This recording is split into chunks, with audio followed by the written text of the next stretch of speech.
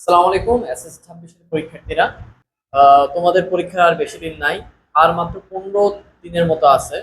তো তোমরা যারা এখনো হিসাব বিজ্ঞান সাবজেক্ট নিয়ে ভয়ে আছো যে কিভাবে আমরা হিসাব বিজ্ঞানে সর্বোচ্চ নম্বর পাবো, আবার অনেকে আছে কিভাবে হিসাব বিজ্ঞানে পাস করবে এটা নিয়ে অনেক টেনশনে আছো। অনেকেই হিসাব বিজ্ঞানে ফেল করে, আমি বুঝি না তোমরা হিসাব বিজ্ঞানে ফেল কিভাবে করো। তো আজকের ভিডিও সবার জন্যই, যারা হিসাব বিজ্ঞানে সর্বোচ্চ নাম্বার পাইতে চাও এবং যারা হিসাব বিজ্ঞানে কম করে তাও পাস করতে পারবা। ঠিক আছে, তো আজকের ভিডিও শুরু থেকে দেখলেই তোমরা বুঝবা যে কিভাবে হিসাব বিজ্ঞানে সর্বোচ্চ নাম্বার পাওয়া সম্ভব হবে। তো আমরা দেখি আমাদের হিসাব বিজ্ঞানে এবার যেহেতু শর্ট সিলেবাস, আমাদের শর্ট সিলেবাসের উপর পরীক্ষা।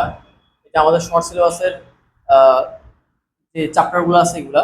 তো হিসাব বিজ্ঞানের একটা ব্যাপার কি, যে শর্ট সিলেবাস বলতে আসলে কিছু হয় না, এই চ্যাপ্টারগুলো থেকেই প্রতি বছর পরীক্ষা থাকে এবং এই চ্যাপ্টারগুলোই তোমাদের এই বছরও দিয়ে দিছে। ঠিক আছে, ওকে। তো আমাদের ফার্স্টে আছে চ্যাপ্টার 2। চ্যাপ্টার 2 থেকে আমরা যে ইম্পর্টেন্ট টপিকগুলো পড়তে হবে, অবশ্যই জানতে হবে।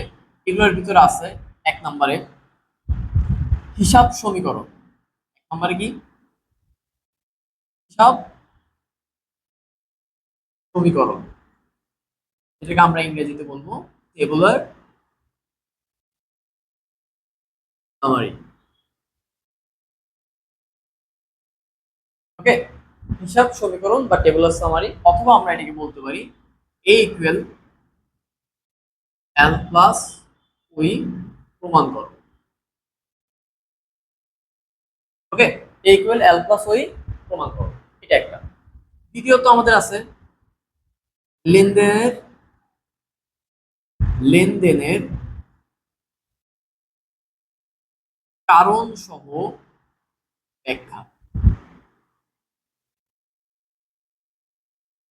লেনদেনের কারণ সহ ব্যাখ্যা। তৃতীয়ত আমাদের আছে বিভিন্ন দলিল। বিভিন্ন কি দলিল? যেমন ক্যাশ মেমো, ক্যাশ মেমো, চালান,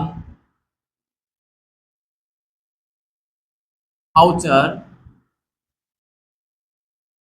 এন্ড বিভিন্ন note, debit note, credit note. ঠিক আছে, এগুলো নিয়ে আমাদের চ্যানেলে আলাদা আলাদা ভিডিও আছে, তোমরা খুব সহজে এগুলো বুঝতে পারবা। তো চ্যাপ্টার 2 থেকে আমাদের এই তিনটে টপিক যদি আমরা পড়ি তাহলে আমাদের ক্লিয়ার হয়ে যাবে। এবার আসি আমরা চ্যাপ্টার 3। চ্যাপ্টার 3 থেকে জাস্ট একটা ম্যাথ আসে। ঠিক আছে, এটা এবারও আসার সম্ভাবনা আছে, এটা তোমরা পারো। প্রারম্ভিক মজুদ পণ্য নির্ণয়, প্রারম্ভিক মজুদ এন্ড সমাপনী মজুদ এন্ড লাভ ক্ষতি, লাভ ও ক্ষতি নির্ণয়, লাভ ও ক্ষতি নির্ণয়।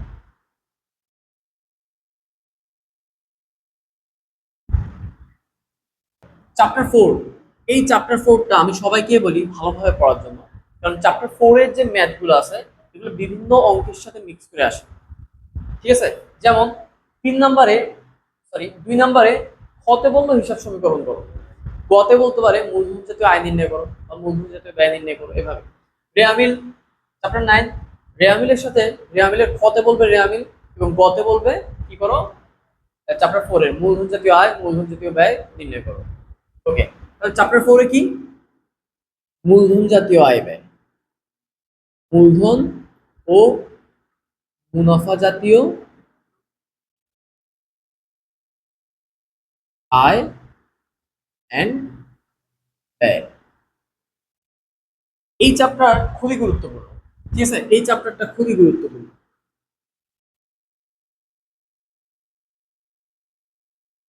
ওকে, এই চ্যাপ্টারে মেইন বইয়ে তোমাদের দেখবে, মেইন বইয়ের 2 নম্বর একটা সৃজনশীল আছে। মেইন বইয়ের অনুশীলনী 2, অনুশীলনী অনুশীলনের 2 নং যে ম্যাথটা আছে খুবই গুরুত্বপূর্ণ, খুবই গুরুত্বপূর্ণ। 2 নং যে ম্যাথটা আছে খুবই গুরুত্বপূর্ণ, খুবও একটা ম্যাথ তোমাদের এক্সামে চলে আসবে। ওকে, আমরা আসি চ্যাপ্টার 6 এ। চ্যাপ্টার 6 জাবেদা। চ্যাপ্টার 6 কি? জাবেদা। অবশ্যই অবশ্যই তোমাদেরকে সাধারণ জাবেদা পারতে হবে। কি পারতে হবে?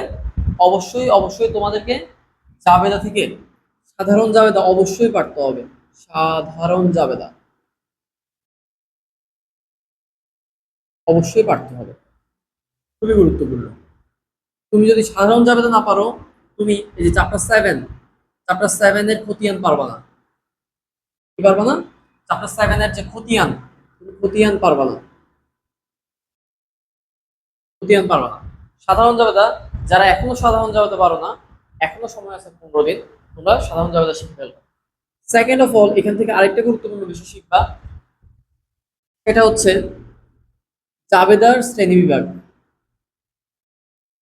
জাবেদার শ্রেণী বিভাগ। আমাদের চ্যানেলে জাবেদা জাবেদা নিয়ে একটা ভিডিও আছে, খুবই গুরুত্বপূর্ণ, তোমরা অবশ্যই সেটা করবা। থার্ডে বাট্টার কাজগুলো শিখবা। বাট্টার প্রকারভেদ, আমরা শুধু বাট্টা নিয়ে একটা ভিডিও আমরা করছি চ্যানেলে, তোমরা এটা দেখবা। এই জাবেদা পুরো চ্যাপ্টারটাই খুবই গুরুত্বপূর্ণ, পুরো চ্যাপ্টারটাই কি খুবই গুরুত্বপূর্ণ। ওকে, এবার আসো খতিয়ান। খতিয়ান থেকে জাস্ট তুমি খতিয়ানের ছক যে দুইটা, একটা হচ্ছে চলমান জের ছক, একটা হচ্ছে টি ছক। তোমরা আপাতত টি ছক করার কোনো দরকার নেই, তোমরা শুধু কি করবা, চলমান জের ছক করবা।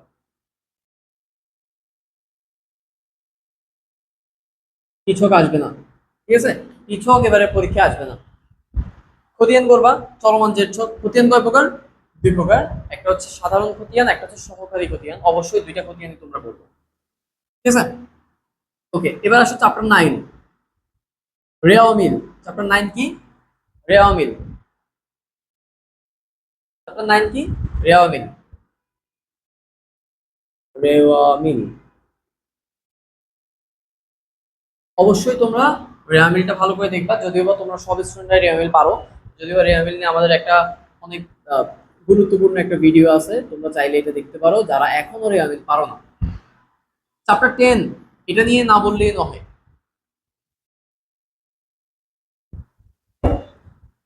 এটা নিয়ে না বললেই নয়। চ্যাপ্টার 10, চ্যাপ্টার 10 হচ্ছে কি? আর্থিক অবস্থার বিবরণী। আর্থিক বিবরণী। তোমাদের শুধু 20 নাম্বার আসবে, 20 নাম্বারের একটা সৃজনশীল আসবে। আর কোথায়? আর্থিক বিবরণীতে। কোথায় আসবে? আর্থিক বিবরণীতে। তোমরা আহ, এখন থেকে আর্থিক বিবরণী যে ফরম্যাটটা আছে, তোমরা যদি পরীক্ষায় মোটামুটি ফরম্যাট বুঝায় আহ, নামগুলো লিখতে পারো, যে কোন নামটা কোথায় আসবে, কোন নামটা কোথায় আসবে, অতটুকু যদি লিখতে পারো, শুধু নামগুলো যদি লিখতে পারো, হিসাবের নামগুলা, হিসাবের নামগুলো, প্লাস টাকা। ধরো প্রাপ্য হিসাব, প্রাপ্য হিসাব কোথায় আসবে? চলতি সম্পদে। প্রাপ্য হিসাব কোথায় আসবে? চলতি সম্পদে। তুমি হেডিং দিবা চলতি সম্পদ এবং ওইখানে লিখে দিবা প্রাপ্য হিসাব। তুমি যদি এতটুকু করে পুরো অঙ্কটা করতে পারো, তুমি মিনিমাম, তুমি মিনিমাম 10 পাবা। কত পাবা? 10 পাবা। আর যদি মোটামুটি যোগ বিয়োগ করো, মোটামুটি যোগ বিয়োগ করো, মোটামুটি যোগ বিয়োগ করো, তুমি মিনিমাম ওইখানেই 10 থেকে 15 নাম্বার পর্যন্ত তুমি পেতে পারো। আর যদি তোমার হিসাব নাও মিলে, তুমি যোগ বিয়োগ দেখাবা না, তুমি শুধু অঙ্কটা যতদূর পারছো ততদূর করবা, ইনশাআল্লাহ তুমি 18 পর্যন্ত পেয়ে যাবা। ঠিক আছে? এমন না তোমার পুরো অঙ্ক হতে হবে, কিন্তু তোমার অঙ্ক যতটুকুই হবে, তুমি ততটুকুতে কি পাবা? 10 থেকে 18 নাম্বারের ভিতরে একটা নাম্বার পাবা। আচ্ছা, এবার আমরা আসি কিভাবে আমরা হিসাব বিজ্ঞানে আর 15 দিনের ভিতরে কিভাবে আমরা হিসাব বিজ্ঞানে 80-র উপরে একটা ভালো নাম্বার পেতে পারি।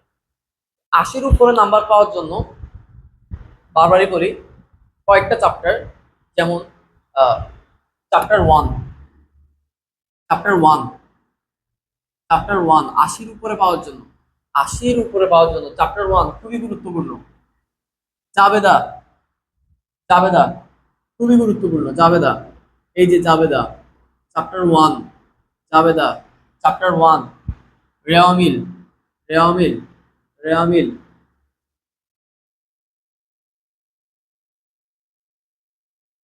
রেওয়ামিল। এরপর আসো খতিয়ান, খতিয়ান, এই কয়েকটা চ্যাপ্টার। খতিয়ান। এরপর আসো কি? আর্থিক বিবরণী। আর্থিক বিবরণী, আর্থিক বিবরণী আমি কি বলছি? যদি তুমি হিসাবগুলো ঠিক ঠিক জায়গায় বসাইতে পারো এবং তোমার উত্তর যদি নাও মিলে, তোমরা কি করতে পারবা, 10 থেকে 18 নম্বর পেয়ে যাবা। ঠিক আছে, কি কারো অঙ্ক যদি নাও মিলে, অনেকে আছে অঙ্ক মিলে নাই কেটে দিয়ে চলে আসে, কেটে দিয়ে আসবে না। হিসাব বিজ্ঞানে যতটুকুই তুমি পারবা ততটুকুর উপর তোমাকে 1 থেকে 2 নম্বর হলেও দিবে। কোনো অঙ্ক কেটে দেওয়ার কোনো প্রয়োজন নেই। ওকে, এভাবে যদি তুমি পড়ো, তুমি এখন আরেকটা বিষয় এমসিকিউ। এমসিকিউ নিয়ে অনেকে এলোমেলো হয়ে যায়। কি নিয়ে? এমসিকিউ নিয়ে। অনেকের এমসিকিউ যদি তুমি বাসায় প্র্যাকটিস করো, তোমার যদি 25টা হয়, বিশ্বাস করো তোমার পরীক্ষায় 25টা হবে না, আরো কম হবে। তো এমসিকিউ বেশি বেশি প্র্যাকটিস করো। বিগত বোর্ডের এমসিকিউ গুলো অবশ্যই প্র্যাকটিস করো। আরেকটা সাজেশন দিতে চাই, বোর্ড, বিগত বছরের কিছু বোর্ড অবশ্যই তোমাদের পড়া উচিত। যেমন 2023 সালের যে বোর্ডের অঙ্কগুলো আছে, 2023 বোর্ড, খুবই গুরুত্বপূর্ণ কিছু ম্যাথ। 2023 বোর্ডের সবগুলো অঙ্ক তোমরা প্র্যাকটিস করবা। আরেকটা প্র্যাকটিস করতে পারো 2019 বোর্ডের যে অঙ্কগুলা, all board, all for CQ plus MCQ. And যদি তোমরা আরেকটা সাজেশন চাও, কিসের জন্য? শর্ট কোশ্চেনের জন্য, সংক্ষিপ্ত প্রশ্নের জন্য তোমরা আমাকে বলতে পারো, কারণ এবারই তোমাদের প্রথমবার কি আসবে, শর্ট কোশ্চেনের পরীক্ষা হবে। তো তোমরা এই বোর্ডগুলো অবশ্যই করবা, 2023 এবং 2019-এর সকল বোর্ড। আশা করি তোমাদের পরীক্ষায় 80% কমন আসবে। আজকের জন্য এতটুকু থাকে আমাদের ভিডিও। পড়তে থাকো, সময় খুবই কম আছে। আসসালামু আলাইকুম।